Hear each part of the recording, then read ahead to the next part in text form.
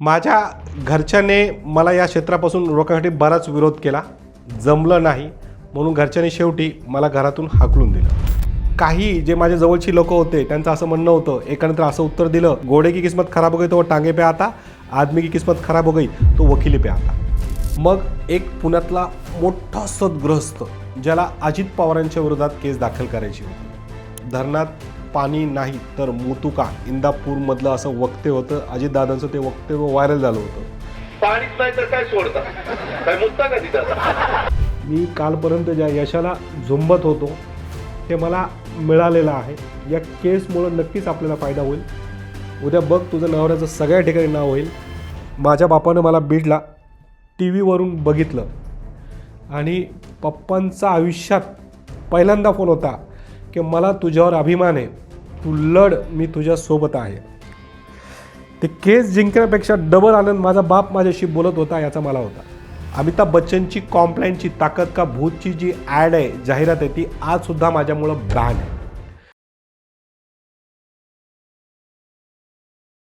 नमस्कार, मी ॲडव्होकेट वाजेद खान बिडकर. खरं बघितलं गेलं तर माझं पूर्ण नाव वाजेद खान रहीम खान पठाण. मी बीडसारख्या एका छोट्या शहरातून आलेलो असल्यामुळं मी माझ्या नावासमोर बिडकर असं लावतो. बीड हे गाव खूप छोटंसं गाव, निसर्गाच्या ठिकाणी वास्तव्यास आलेलं या गावात माझा जन्म झाला. बरेच जण म्हणतात की राणी चंपावती यांचं राज्य होतं, तुघलकांचं राज्य होतं, अशी बरीच ऐतिहासिक पार्श्वभूमी याला लाभलेली. परंतु हळूहळू गुन्हेगारी वाढत गेलेलं शहर. मी लहान असताना ज्या ठिकाणी राहायचो ती लहान पोरं खेळत असताना माझ्यासोबत जी बोलायची ती अतिशय कमी प्रमाणात बोलायची. त्यांना असं वाटायचं की हा व्यक्ती कोण आहे, काय आहे. मग माझं शिक्षणाकडे हळूहळू कल वाढू लागला. माझा एक बंधू नादेर नावाचा, तो माझा भाऊ कमी आणि मित्र जास्त. खेळणं, धावणं, आणि त्याने मला एक नवीन गोष्ट दाखवल्या. कॉमिक्स नावाच्या गोष्टी, कथा, चित्र हे मी वाचायला सुरुवात केली. त्यानंतर जसं मी पुढे घेत गेलो, माझ्या आयुष्यात अमित नावाचा एक मित्र आला. त्याचे वडील हे सरकारी वकील आणि ते नेहमी मला ते दिसायचे. त्यांच्याकडून मला असं वाटायचं की काळा कोट घालतात, कुठे जातात, कसं येतात. तेव्हा मला पहिल्यांदा माहीत झालं की वकील काय असतो. आणि बोलता बोलता एक दिवस ते त्यांच्या मुलाला बोलत होते. त्यांनी गणिताचा एक प्रश्न त्याला विचारल्यावर ते म्हणले ह्यालाही विचार बाबल्याला. मग मला उत्तर देता आलं नाही आणि ते मला, अरे माझं गणित काय, ह्याचं गणितच चांगलं नाही आहे. मग मला त्या दिवशी माहीत झालं की गणित जे आहे चांगलं नसल्यामुळं त्यांनी मला हे केलं. परंतु त्यांनी एक गोष्ट मला भारी शिकवली की वकिलीत गणित नसतं, तू वकील हो. आणि तिथून माझ्या वकिलीची सुरुवात झाली. परंतु जेव्हा मी घरच्यांना ही गोष्ट सांगितली की मला वकील व्हायचं आहे, तर मोमेडियन समाजात असल्यामुळे माझ्या घरच्यांचा या क्षेत्रात मला जाण्यापासून विरोध होता. मी 10वीपर्यंत बीड येथे शिक्षण घेतलं आणि वकील व्हायचं होतं या दृष्टीने संभाजीनगर म्हणजे औरंगाबाद या ठिकाणी जाण्या येण्यास सुरुवात केली की आपल्याला तिथं राहता येईल, काहीतरी आयुष्यात करता येईल. छोटं मोठं काम करायचो, कोर्टात जायचो आणि आयुष्य कंटिन्यू करायचो. परंतु माझ्या घरच्यांनी मला या क्षेत्रापासून रोखण्यासाठी बराच विरोध केला. जमलं नाही म्हणून घरच्यांनी शेवटी मला घरातून हाकलून दिलं. त्यानंतर मी आलो छत्रपती संभाजीनगर या ठिकाणी राहत असताना मी पार्ट टाईम हॉटेलमध्ये काम करायचो आणि मग सकाळी कोर्टात जायचो. मी प्रयत्न करायचो की मला कोणीतरी कामाला ठेवावं, ज्युनियर म्हणून ठेवायचं. परंतु 7 दिवस काम करून भटकूनसुद्धा मला कोणी काम दिलं नव्हतं. मग एक ठिकाणी मी बसलो होतो, निराश झालो होतो. आता आपल्याला बीडला जावं लागते की काय असं विचार मनात आला. आकाशाकडे बघितलं, सांगितलं देवाला की हे काय नशिबी आलं आहे. मग आमचे बीडचे ओळखीचे एक सर भेटले. त्यांनी मला एका वकिलांचा पत्ता दिला आणि सांगितलं की ह्यांच्याकडे जाऊन भेट, तुला काहीतरी काम मिळेल. कारण माझी डिग्री कंप्लीट नव्हती, मी शिकत होतो आणि मला काम पाहिजे होतं. ते वकिलांनी मला as a peon, office boy म्हणून ठेवून दिलं. मग मी त्यांची छोटी मोठी कामं करायचो. ते करून मग कोर्टात यायचो. ते 5-50 जे देतील ते ठेवून घ्यायचो.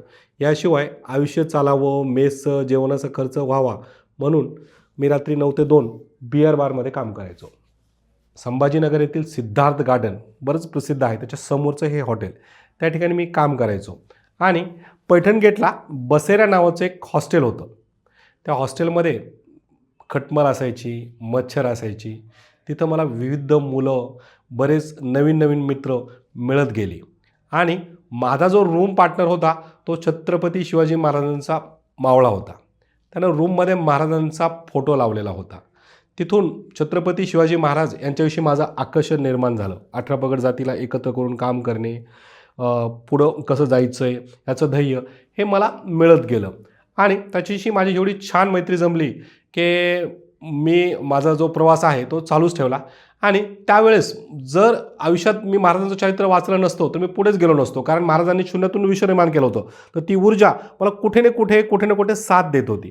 असं करता करता मी वकिलीचा टप्पा गाठला.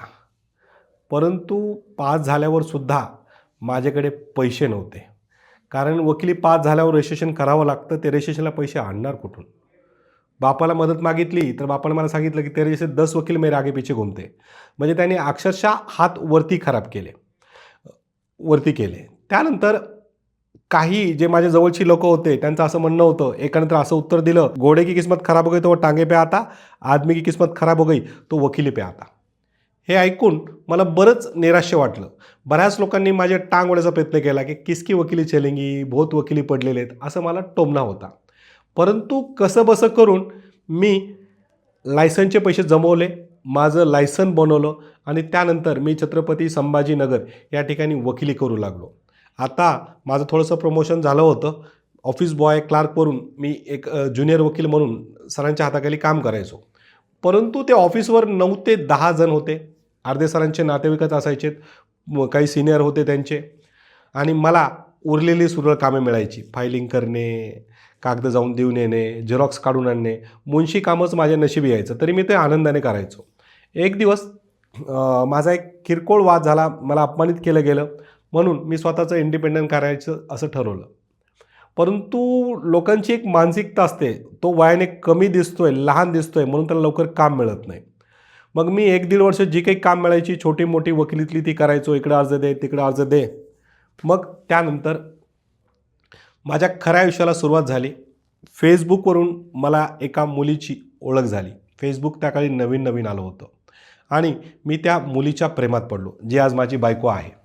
आणि तिला भेटण्यासाठी मी बाईकवरून संभाजीनगरवरून पुण्याला यायचो. मग माझा प्रवास जाणं येणं व्हायचं आणि मी खरंच प्रेमात पडलो होतो. दोघांनी लग्न करायचं ठरवलं.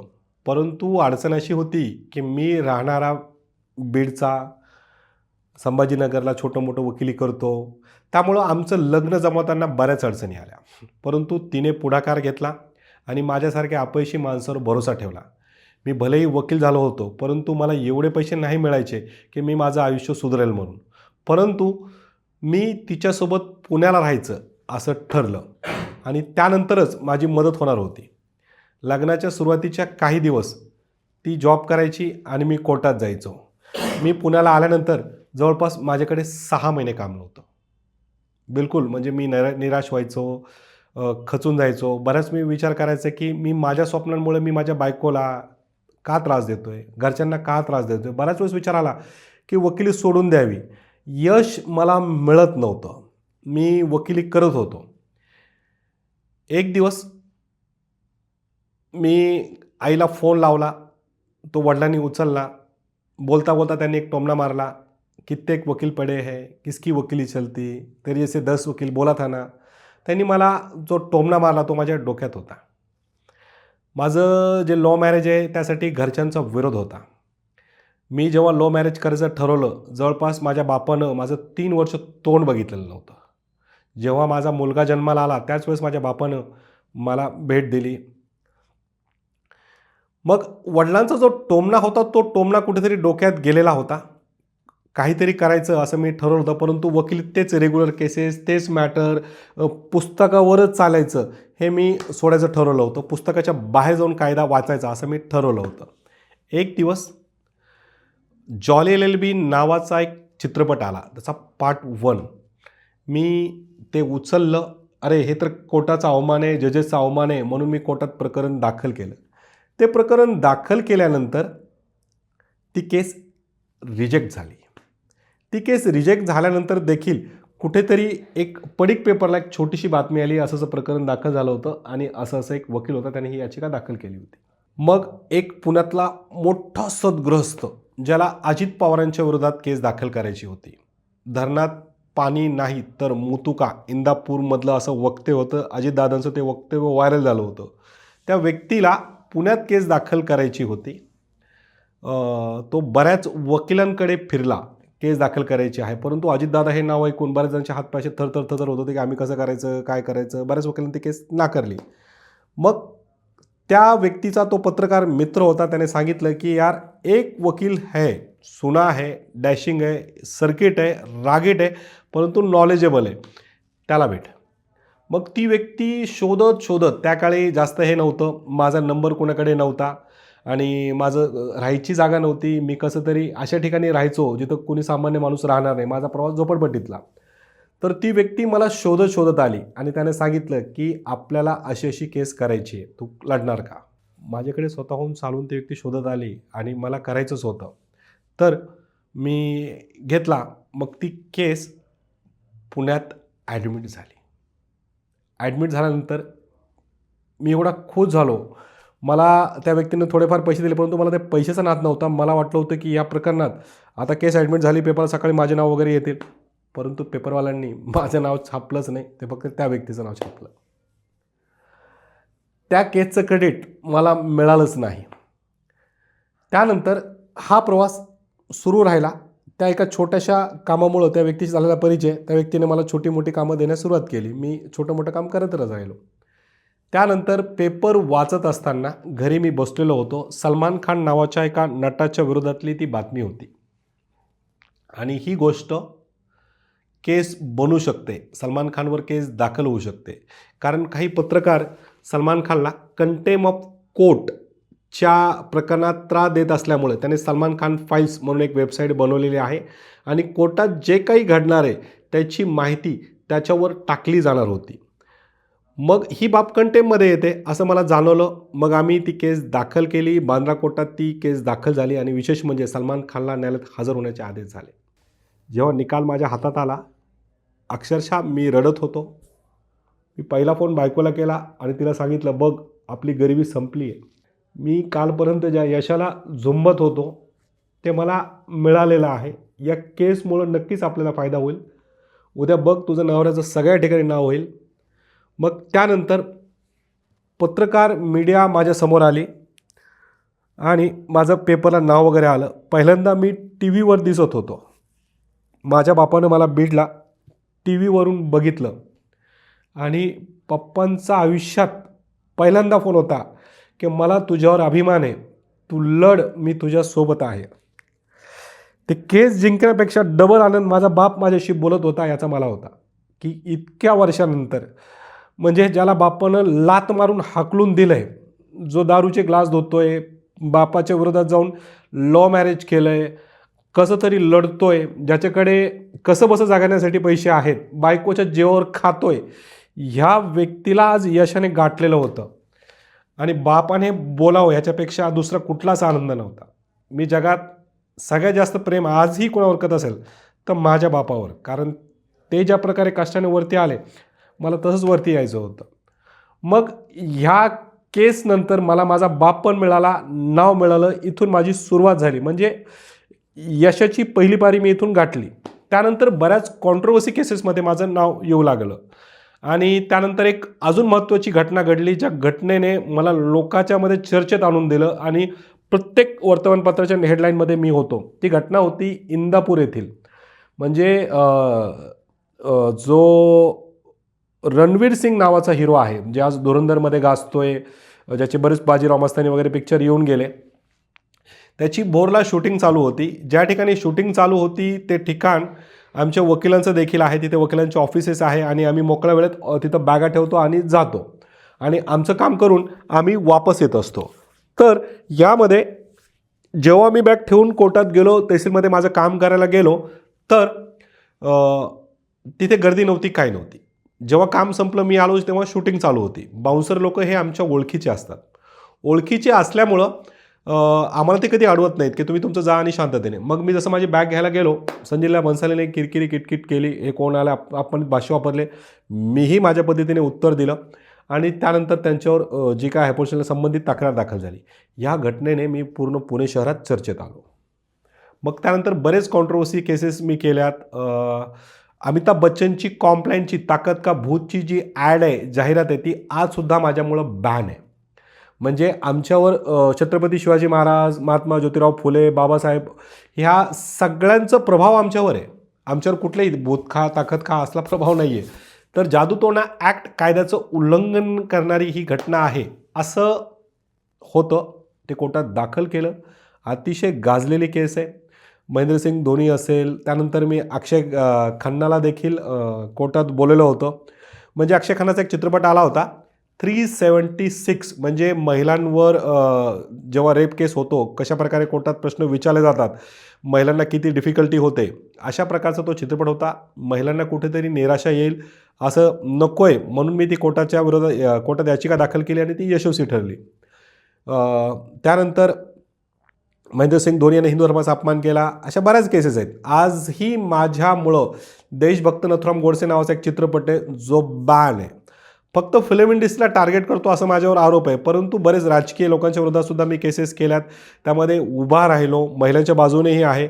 आणि याशिवाय फक्त मी याच केसेसकडे लक्ष न देता कुठलाही एखादा सामाजिक विषय हातात घ्यायचा आणि तो तडीच न्यायचा हे मी ठरवलेलं होतं.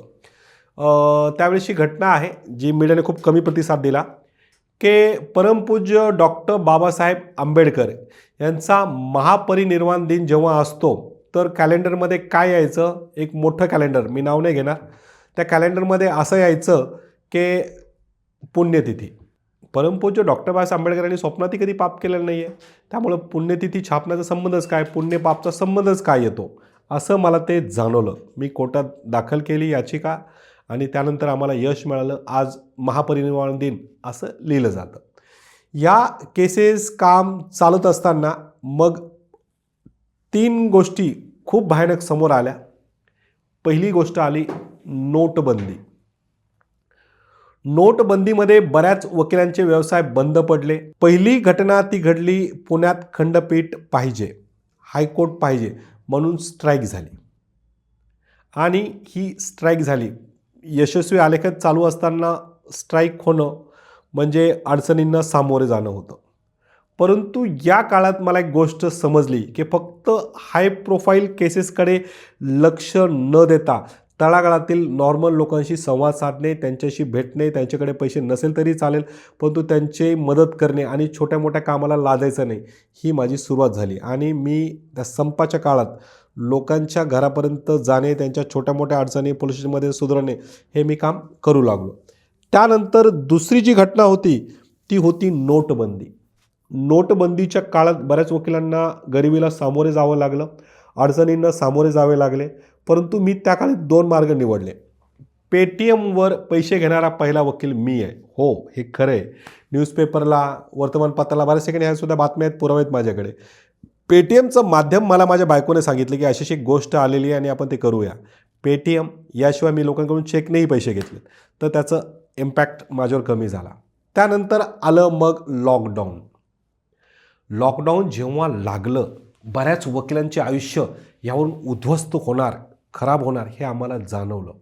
आणि लोकांच्या 3 मोठ्या समस्या असतील असं माझ्या बायकोला आणि मला जाणवलं. त्यामुळं आम्ही काय केलं, त्या 3 समस्या म्हणजे कुठल्या, लोकांच्या नोकऱ्या जाणार, फायनान्सवाले त्यांना त्रास देणार आणि कौटुंबिक कलह वाढणार. मग सोशल मीडिया मला पहिल्यांदा जाणवलं की प्रभावी माध्यम आहे. मग मी फोनवरून, सोशल मीडियाच्या माध्यमातून आणि त्यावेळेस आपले सरकार नावाची एक वेबसाईट होती, ती घरी बसल्याही आपण तिथपर्यंत हे पोचायचो. तर मी लोकांच्या ह्या गोष्टी सॉल्व करू लागलो. त्याच्यामागे कुठलाही पैसे पाहिजेत का नाही पाहिजे मी हा विचारच केला नाही.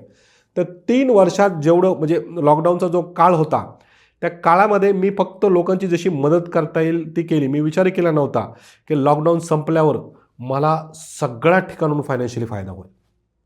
कारण लॉकडाऊनच्या काळात मी ज्या गोरगरिबांची मदत केली तेच गरीब लोकांनी मला भरपूर काम आणलं लॉकडाऊननंतर.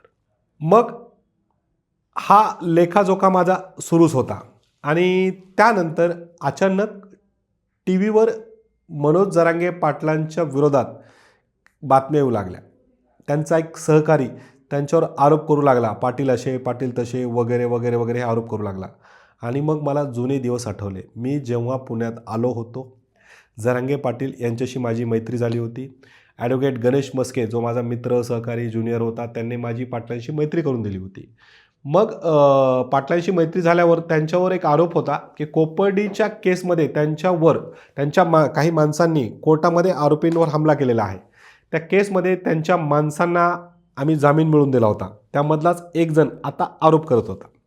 मग त्यानंतर मी आणि गणेश मस्के या दोघांनीही पाटलांच्या बाजूने, मनोज जरांगे पाटलांच्या बाजूने प्रेस कॉन्फरन्स घेतली की पाटील कशा प्रकारची व्यक्ती आहे, त्यांनी कुणालाही हे केलेलं नाही आहे. त्यांचं चांगली व्यक्तिमत्व लोकांसमोर मी जेव्हा आणलं तर मी वापस चर्चेत आलो आणि पाटलांची ती बाजू आम्ही ही केली. मराठा आरक्षणाच्या वेळेस मी जेवढं होईल तेवढं सहकार्य त्यामध्ये करत गेलो आणि करत राहिलो आणि हा लढा सुरू होता.